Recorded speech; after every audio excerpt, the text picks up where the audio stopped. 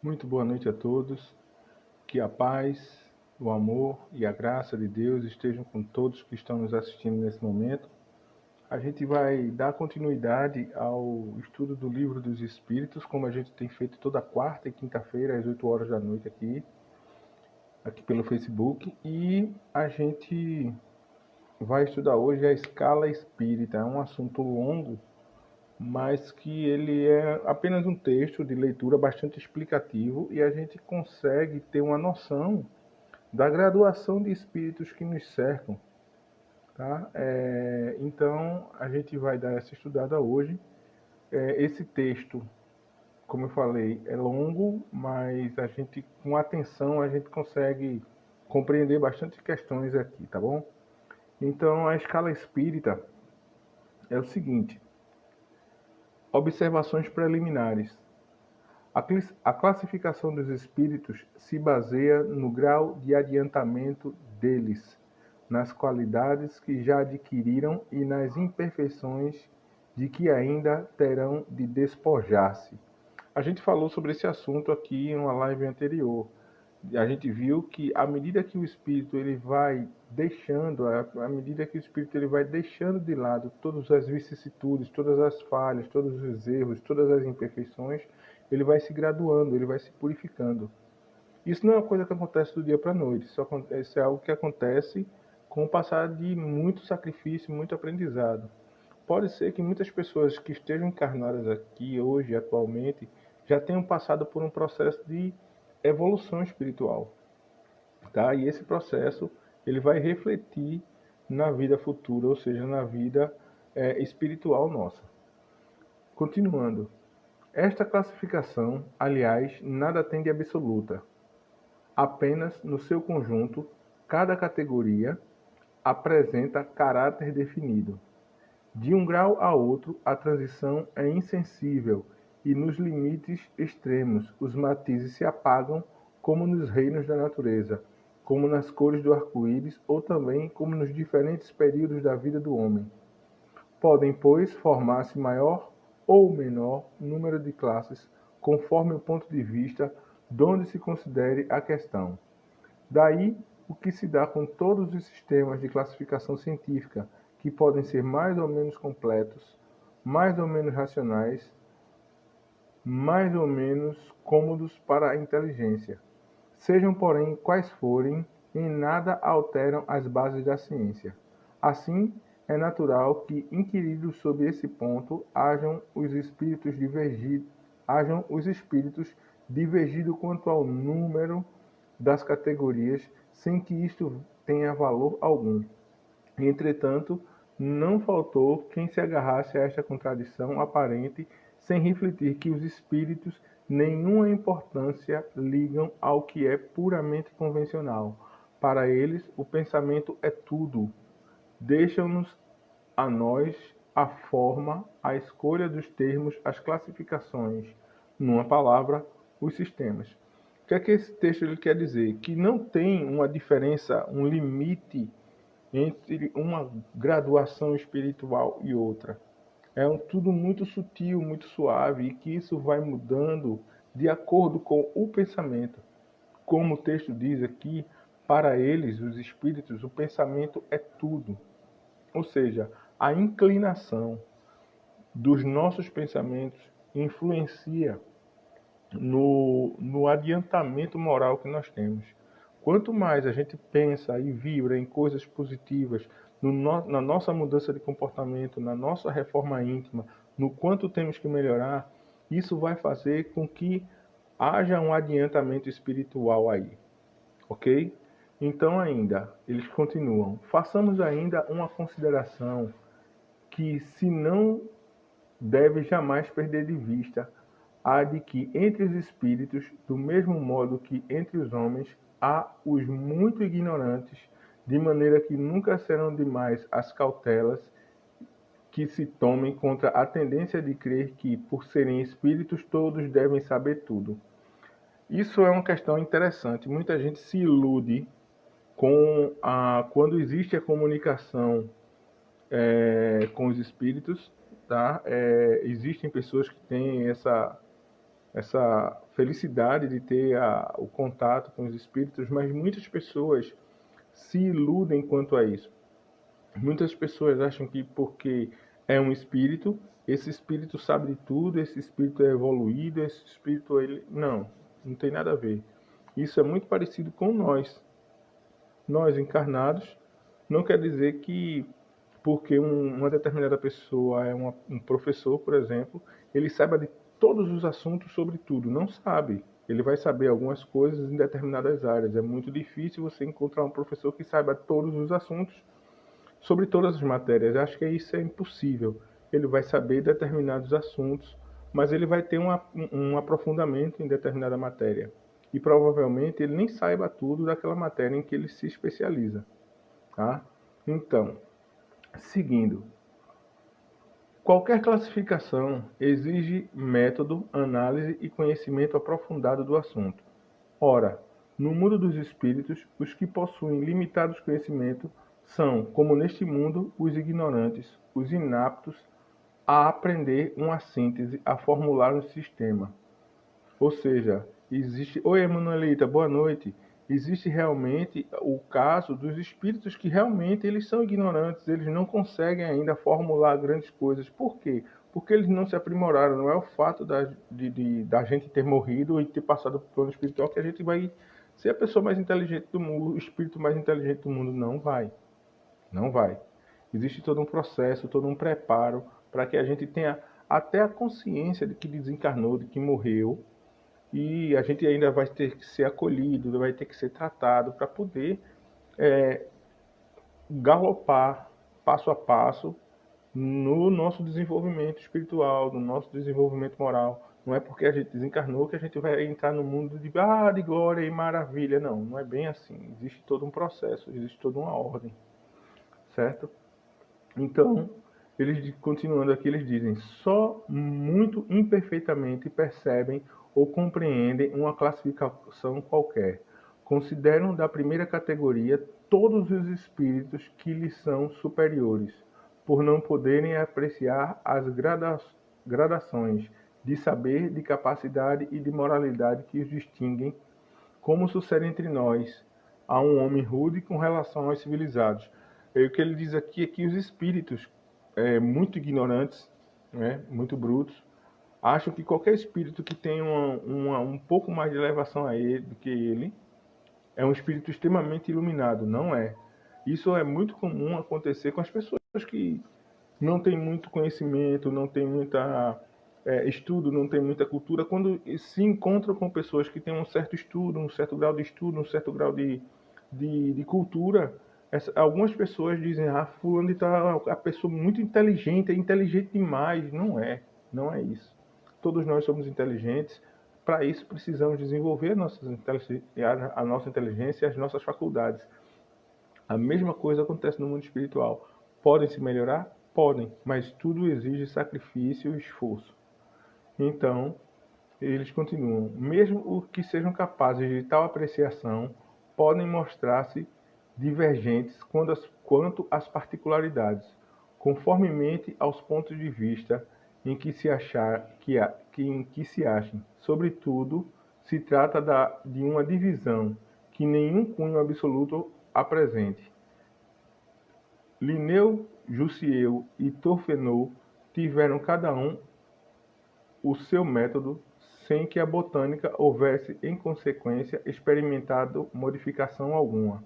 É que nenhum deles inventou as plantas nem seus caracteres, apenas observaram as analogias, segundo as quais foram os grupos ou classes. Foi assim que também nós procedemos. Não inventamos os espíritos nem seus caracteres. Vimos e observamos, julgamos-los pelas suas palavras e atos e depois os classificamos pelas semelhanças, baseando-nos em dados que eles próprios nos forneceram. Ou seja, Deise Paixão, seja muito bem-vindo, Eli, seja muito bem-vinda. Então, o que é que acontece? Todos os espíritos, eles têm uma graduação e são eles que... esse texto é um texto de Kardec, e aí ele diz o seguinte, que os espíritos eles foram se graduando, se apresentando para ele espíritos de diversas naturezas, de diversas formas, de diversos graus de conhecimento. E aí, com base na observação, é que ele foi classificando suavemente os espíritos, e também os espíritos foram apontando para ele quem eram os espíritos superiores, quem eram os espíritos menos graduados, quem eram os espíritos que tinham mais conhecimentos. Mas isso, no geral, como o texto disse logo no começo, não tem tanta importância para os espíritos. Isso não tem tanta. Por que não tem essa importância toda? Porque todos eles trabalham constantemente no seu desenvolvimento. Então, hoje, eles podem ser uns espíritos ignorantes, amanhã não mais. Hoje, eles podem ser uns espíritos bem desenvolvidos, amanhã muito mais. Então, essa graduação, ela se dá, como foi dito aqui, de acordo com a, a, a pureza do pensamento, a intenção do pensamento, a intenção da vibração espiritual. Então, é isso que é importante para a classificação espiritual, certo? Continuando o texto, eles dizem que os espíritos, em geral, admitem três categorias principais, ou três grandes divisões. Na última, a que fica na parte inferior da escala, estão os espíritos imperfeitos, caracterizados pela predominância da matéria sobre o espírito e pela propensão para o mal. Os da segunda se caracterizam pela predominância do espírito sobre a matéria. Inverteu. E pelo desejo do bem, são os bons espíritos. A primeira, finalmente, compreende os espíritos puros, os que atingiram o grau supremo da perfeição. Então, o espírito puro, ele tem uma graduação, uma perfeição, o grau supremo da perfeição, certo? O que acontece? Espíritos imperfeitos, caracterizados pela predominância da matéria sobre o espírito. Em resumo, estamos aqui. Mesmo encarnados, somos espíritos imperfeitos. Porque a gente se deixa levar pela matéria, a gente se deixa levar pela carne. Por quê? A gente tem muita ira, a gente tem muita inveja, a gente tem muito vício, a gente tem muita coisa ligada à carne. A gente reage por instinto em muitas situações, a gente diz coisas que não deveríamos dizer, a gente age com pensamentos que não deveríamos agir sempre. E aí, o que acontece? A matéria, no caso a carne, ela domina o espírito. Já o da segunda classe, né, que são os espíritos bons, eles têm o domínio do espírito sobre a matéria. E carregam em si o desejo de praticarem sempre o bem e trabalharem sempre com o bem. E aí são classificados como bons espíritos, certo? E aí os espíritos puros são a classe mais elevada. Esta divisão, continuando o texto, nos pareceu perfeitamente racional e com caracteres bem positivados. Só nos restava pôr em relevo, mediante subdivisões em número suficiente, os principais matizes do conjunto. Foi o que fizemos com o concurso dos espíritos, cujas benévolas instruções jamais nos faltaram. Ou seja, foi preciso, de fato, para que houvesse essa classificação, que Kardec fizesse essa classificação, que os espíritos de bem, os espíritos puros, trabalhassem com ele para ajudar a classificar os espíritos e passar isso para que a gente tivesse entendimento. A importância que Kardec tem para o espiritismo é de uma contribuição enorme, maravilhosa. Acho que nenhum ser humano ele teve deu essa contribuição ao espiritismo da forma que Kardec deu, porque ele apresentou para a gente o que era espiritismo, ele mastigou todas as ideias, tudo que o espiritismo tinha, toda a essência. Certo, foi Kardec puramente? Não foi. Houve, como ele disse aqui, o auxílio dos espíritos que queriam que esse trabalho ele fosse executado. Tá bom? Então, que fique bem claro para muitas pessoas que acreditam que o espiritismo é um culto aos mortos, que o espiritismo é algo que não adora a Deus, que não é uma doutrina cristã, fiquem cientes do seguinte, que o Espiritismo não é algo que adora Kardec, é algo que adora Deus, é uma doutrina que adora Deus, mas que compreende que os espíritos estão ao nosso redor, nos auxiliam e muitas vezes nos atrapalham, tá certo?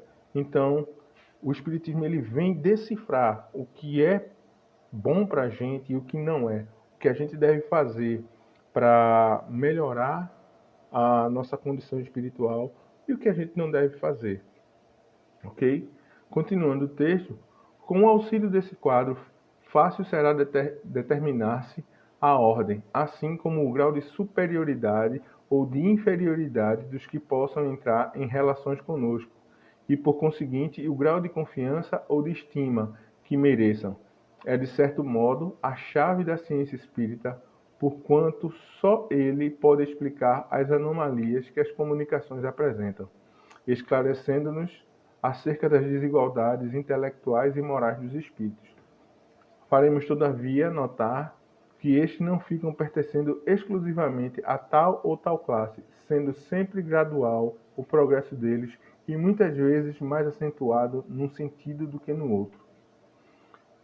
Pode acontecer que muitos reúnam em si os caracteres de várias categorias, o que seus atos e linguagem tornam possível aplicar-se. Então a gente vai dar uma olhada agora na terceira ordem, ou seja, nos espíritos imperfeitos. E aí começa da seguinte forma: caracteres gerais, ou seja, quais são as características principais dos espíritos imperfeitos? A predominância da matéria sobre o espírito, a propensão para o mal, somos nós, a gente tem tendência do mal. Ignorância, orgulho, egoísmo e todas as paixões que lhes são consequentes. Isso é a cara do ser humano. Não é a cara de outra coisa. Não é a cara de outro ser. Não é a cara de outro ser, é a cara do ser humano. Ele tem a tendência realmente para o mal. Isso a gente está falando num quadro geral. Não estou dizendo que todo mundo é ruim, tá?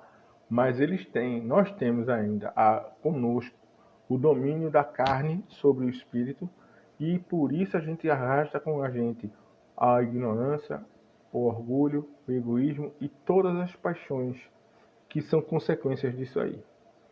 Eles têm a intuição de Deus, mas não o compreendem. Mais uma vez, uma característica nossa. A gente tem uma noção do que seja Deus, mas a gente não compreende Deus em toda a sua essência.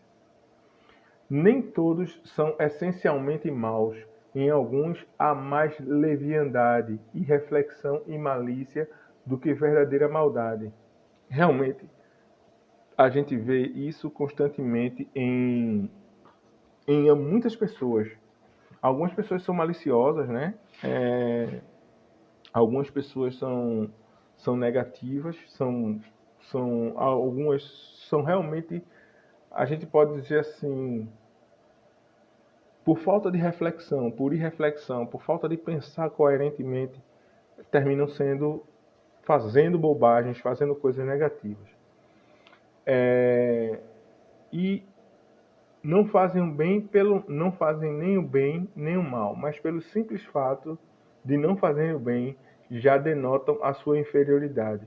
Outros, ao contrário, se comprazem no mal e rejubilam quando uma ocasião se lhes depara de praticar, ou seja, quando eles encontram a oportunidade de praticar o mal.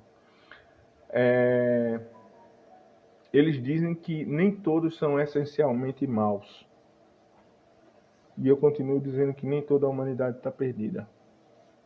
Eu fiquei muito feliz ontem com uma reportagem que alguns garis devolveram um pacote com 10 mil reais a uma moça, né? A gente vê atos de caridade acontecer o tempo todo, a gente vê pessoas se inclinarem para o bem, a gente vê pessoas com vontade de ajudar o próximo. Nem toda a humanidade está perdida. E seria interessante as pessoas aproveitarem esse momento em que o mundo está passando, eu não digo nem só que o Brasil está passando, mas que o mundo está passando, Esse momento que, de uma certa forma, existe essa necessidade da gente ficar em casa. E eu digo necessidade porque é necessário, mas fica a critério de cada um e de acordo com as necessidades de cada um. Mas é importante a gente aproveitar esse período que a gente precisa ficar em casa e refletir sobre aquilo que somos e aquilo que precisamos ser para crescermos espiritualmente. Precisamos saber o que queremos ser quando tudo isso passar. E o que queremos ser até mesmo quando a gente deixar esse mundo. Isso é importante demais. As pessoas precisam entender aquilo que elas querem ser depois que partirem daqui. E provavelmente seja por isso que tantas e tantas e tantas pessoas deixam esse mundo sem muitas vezes a gente fica pensando, poxa, fulano de tal deixou a gente, a Covid levou fulano, uma pessoa tão boa. Provavelmente fulano que se foi já esteja preparado o suficiente para auxiliar o plano espiritual na regeneração do planeta. Mas é importante ainda assim, enquanto a gente está aqui, refletir sobre o que a gente precisa ser, sobre o que a gente precisa fazer e sobre o que a gente é e sobre o que a gente já fez. Sobre o que a gente já fez. Será que tudo que a gente fez na vida da gente vai trazer um reflexo positivo no nosso futuro? Seja no nosso futuro encarnado, seja no nosso futuro desencarnado? Será que tudo que a gente está fazendo vai ser bom? Será que eu estou sendo bom o suficiente com o meu próximo? Será que eu estou sendo que eu estou tendo empatia com o meu próximo? Se eu estou me colocando no lugar do meu próximo? Será que a gente reflete sobre isso? Agora é o momento que a gente deveria pensar mais nisso. A gente está mais tempo dentro de casa, de uma certa forma. A gente está mais tempo sem ter muitas vezes o que fazer em casa. E quantas vezes a gente perde tempo assistindo programa que a gente não deveria assistir, que não educam, que não crescem, que não fazem com que a gente desenvolva. A gente perde muito tempo maratonando série, a gente perde muito tempo jogando no celular, quando a gente deveria também guardar um pouco desse tempo para refletir sobre aquilo que a gente precisa realmente fazer. Sobre aquilo que realmente a gente precisa ser, como ser humano e como espírito. Porque o que a gente vai fazer aqui, o que a gente está fazendo aqui, o que a gente já fez aqui, vai ter um peso muito grande na nossa vida espiritual. Existe uma frase que diz o seguinte, que a colheita, o plantio é livre, a semeadura é livre, você planta à vontade o que você quiser. Mas lá na frente, a colheita vai ser obrigatória.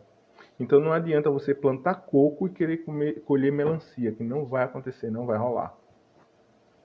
Então é importante demais a gente pensar exatamente nisso. Continuando o texto sobre os espíritos, a inteligência pode achar-se neles aliada à maldade. Isso é referente aos espíritos imperfeitos, tá? A inteligência pode achar-se neles aliada à maldade ou à malícia. E isso é uma coisa comum da gente ver. Pessoas muito inteligentes voltadas para a maldade e para a malícia. Seja, porém, qual for o grau que tenham alcançado de desenvolvimento intelectual, suas ideias são pouco elevadas e mais ou menos abjetos seus sentimentos. Ou seja, por mais elevado que uma pessoa seja intelectualmente, muitas vezes ela tem essa tendência ainda a trabalhar a inteligência dela para o lado da maldade. Eu volto a bater, não são todas as pessoas que têm esse instinto de maldade. Algumas procuram muito consertar-se e policiar-se todos os dias, e isso é importante. Continuando o texto, restritos conhecimentos têm, no caso dos espíritos imperfeitos, têm das coisas do mundo espírita, e pouco que sabem se confunde com as ideias e preconceitos da vida corporal. Isso é importante também. não nos podem dar mais do que noções errôneas e incompletas. Entretanto, nas suas comunicações, mesmo imperfeitas, o observador atento encontra a confirmação das grandes verdades ensinadas pelos espíritos superiores. Esse trecho aqui é interessante, que diz o seguinte, que os espíritos imperfeitos, eles têm uma noção muito pequena das coisas, e errônea e muitas vezes distorcida. Mas quem observa eles nas comunicações que eles fazem conosco, e se tiver bastante atenção, a gente vai encontrar a confirmação das grandes verdades ensinadas pelos espíritos superiores. Ou seja, o espírito, mesmo sendo imperfeito, ele vai entrar em comunicação e ele vai trazer para a gente alguma coisa que ele aprendeu com os espíritos superiores. Mesmo que seja de uma forma meio distorcida, meio troncha, como a gente diz aqui, mas ele vai trazer alguma coisa que ele traz do mundo superior para a gente. Continuando o texto, na linguagem de que se usam, se revela o seu caráter. Todo espírito que em suas comunicações traz um mau pensamento, pode ser classificado na terceira ordem. Consequentemente, todo mau pensamento que nos é sugerido vem de um espírito dessa ordem. Vamos lá. A última frase aqui é interessante. Todo mau pensamento que nos é sugerido vem de um espírito desta ordem. A gente já falou, Jorge Alex, seja muito bem-vindo. Prazer lhe ver, meu querido. Prazer ter você aqui. O que é que eles dizem pra gente? Constantemente a gente fala que os espíritos, eles nos governam. Como é que funciona isso? A gente tem as nossas intuições. Somos facilmente governados pelos espíritos porque eles nos sopram aos ouvidos o tempo inteiro. O tempo inteiro. Cabe a nós estarmos atentos a isso e distinguir aquilo que é bom e o que é ruim para nós. Analisar exatamente isso aí. Analisar as ideias que nos chegam. E se as ideias que nos chegam são boas, ótimo. Mas as ideias, os instintos ruins que a gente tem, de onde vem? Um grande abraço para você também, Jorge. De onde vem esses instintos negativos que a gente tem? A gente nasceu com esses instintos negativos? Na grande maioria das pessoas, não. As pessoas, os espíritos foram criados simples e ignorantes. Somos nós, fomos criados simples e ignorantes por Deus. Simples e ignorantes, sem conhecimento nenhum. Então, somos intuídos por outros espíritos. Eles nos sopram nos ouvidos. Então, como eles dizem aqui, todo mau pensamento que nos é sugerido vem de um espírito inferior. Todo bom pensamento vem sim dos espíritos bons, que gostam do bem e que trabalham com o bem. Continuando o texto, os espíritos inferiores, eles veem a felicidade dos bons e esse espetáculo lhe constitui incessante tormento, ou seja, eles não ficam felizes com a felicidade dos outros, porque os faz experimentar todas as angústias que a inveja e o ciúme podem causar. As pessoas invejosas passam por isso. As pessoas invejosas, elas passam por isso. Elas sofrem com a felicidade alheia. Hoje eu vi um texto aqui, uma foto aqui no Facebook que eu achei interessante, que diz assim, que pobre, não basta ser pobre, tem que achar que o outro pobre tem inveja dele. Alguma coisa desse tipo. É como se o pobre não tivesse de que ser invejado. Mas acontece que a inveja, ela se dá não somente pelas coisas materiais. A inveja se dá muitas vezes pela harmonia que a gente tem em casa. Muitas vezes o nosso vizinho, ele pode ficar com inveja da felicidade que nós temos dentro da nossa casa. Não é o dinheiro que eu tenho na minha casa que pode interessar a ele. Pode ser a forma como eu vivo com a minha família, com a alegria que eu tenho em viver com a minha família, com a harmonia que eu tenho que viver, que eu vivo com a minha família. E isso pode causar inveja realmente, e isso independe de quem tem dinheiro, porque a gente vê em tantos e tantos casos, pessoas cheias de dinheiro, mas sem nenhuma paz no coração, sem nenhuma paz dentro de casa, sem harmonia com sua família. Então, esses espíritos, eles sofrem com a felicidade dos outros. Continuando o texto, eles dizem o seguinte, que conservam a lembrança e a percepção dos sofrimentos da vida corporal, e essa impressão é muitas vezes mais penosa do que a realidade. Essa percepção, essa impressão que eles têm dos sofrimentos que eles passaram quando estavam encarnados, é muitas vezes mais penosa, mais dolorosa do que quando eles estavam encarnados, ou seja, pesa muito mais quando desencarnaram. Sofrem, pois, verdadeiramente pelos males que padeceram em vida. Sofrem pelos males que padeceram em vida.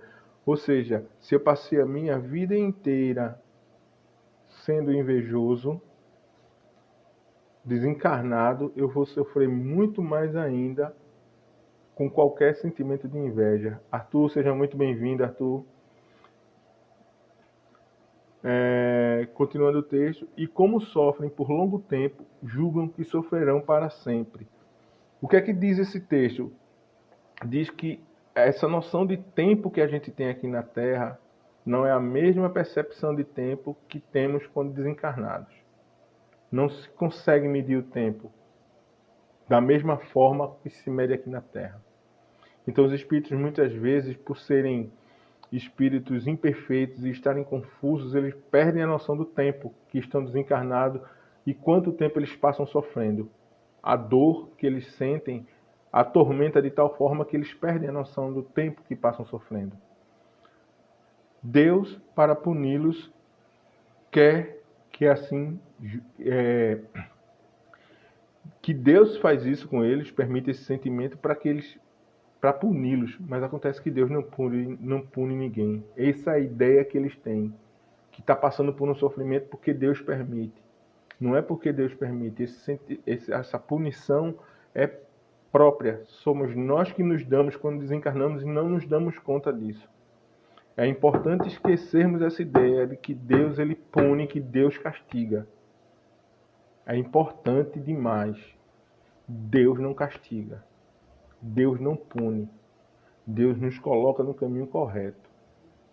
Mesmo que para isso a gente tenha que sofrer. Ele nos dá a orientação. Vá por aqui, ó. Se você vai pelo caminho que Deus ordenou, o seu sofrimento é bem menor. Mas, a partir do momento que a gente trilha os caminhos que não devemos ir, claro, a gente vai sofrer muito mais. E não é culpa de Deus. Eles dizem ainda que os espíritos inferiores podem compor 5 classes principais. A 10ª classe dos espíritos impuros são inclinados ao mal, de que fazem o objeto de suas preocupações.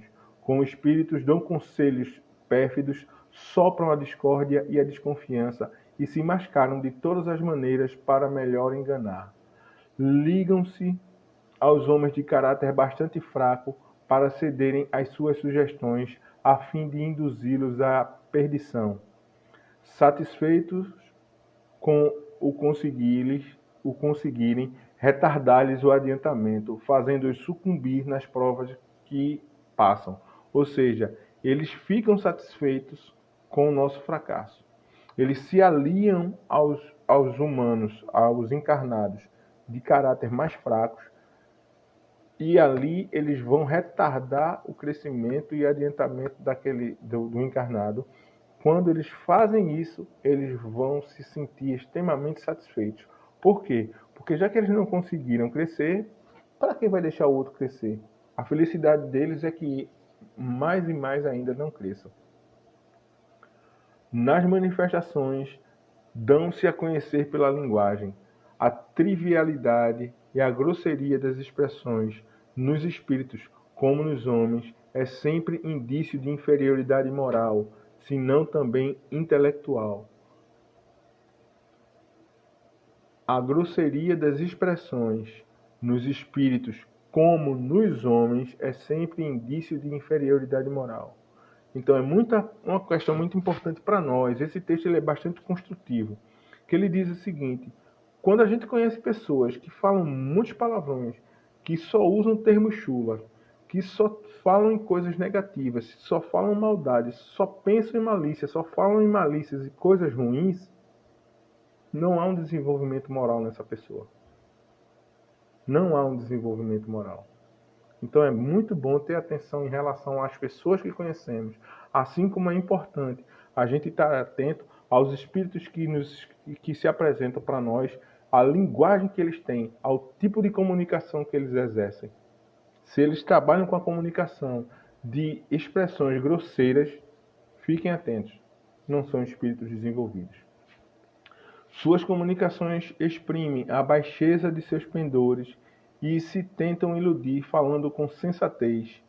Não conseguem sustentar por muito tempo o papel e acabam sempre por se traírem. Assim acontece com os homens. Muitas vezes os homens de pensamentos e ações negativas, de linguagens chulas, quando tentam enganar alguém, eles usam palavras muito bonitas, gestos muito educados, mas não conseguem sustentar isso por muito tempo, porque o seu caráter não permite isso. Alguns povos os arvoraram em divindades maléficas, outros os designam pelos nomes de demônios maus, outros os designam pelos nomes de demônios, maus gênios e espíritos do mal. Quando encarnados, os seres vivos que eles constituem se mostram propensos a todos os vícios gerados das paixões vis e degradantes: a sensualidade, a crueldade, a felonia, a hipocrisia, a cupidez, a avareza sórdida. Fazem o mal por prazer, as mais das vezes sem motivo e por ódio ao bem. Quase sempre escolhem suas vítimas entre as pessoas honestas, comum também aos homens de mau caráter. Eles buscam enganar e trair, geralmente, as pessoas mais honestas. Parece que existe um prazer nessas pessoas. São flagelos para a humanidade, pouco importando a categoria social a que pertençam. E o verniz da civilização não os forra ao opróbrio e à ignomia. Ou seja, por mais polido que ele possa parecer, ele não consegue manter-se assim. A mesma coisa acontece com os homens. Então é importante demais a gente analisar que o comportamento do homem em geral está muito ligado ao espírito de nível inferior. Por isso que eu falei tanto aqui há pouco tempo, eu interrompi a leitura para fazer reflexão. É importante a gente ver quem somos e o que queremos ser. Analisar exatamente essas questões, certo? Eu vou interromper aqui, a gente vai encerrar por aqui hoje, porque a hora já chegou. A gente continua amanhã com a 9ª classe dos espíritos levianos. Eu falei que essa classificação de espíritos é grande e a gente vai parando e vai refletindo, vai mastigando, vai analisando o texto. Amanhã a gente continua com o item 103 do Livro dos Espíritos, que é a 9ª classe, que são os espíritos levianos, que a gente vai encontrar muito, mas muita coisa semelhante ao ser humano, tá bom? Ao ser encarnado. Então eu deixo para vocês um abraço, uma excelente noite na companhia dos bons espíritos, dos espíritos iluminados. Que Deus abençoe a todos vocês, Deus abençoe a todos nós, que Deus, em sua infinita misericórdia, mande as energias suficientes para que os espíritos que estejam atuando nos hospitais, nos trabalhos da medicina, eles recebam a energia suficiente para que desenvolvam seu trabalho com louvor. E que Deus ele ilumine aos médicos que estão trabalhando nessa linha de frente. Que Deus ilumine os governantes, porque o que se faz com esse país num momento tão trágico é fazer da saúde dessa pandemia um alvo de guerra política. E quem paga, está pagando pato por isso, somos nós. Então que Deus ilumine a todos, que Deus abençoe a todos, que os bons espíritos intuam a todos, Que assim seja e a gente se vê amanhã, se Deus quiser. Uma boa noite para vocês.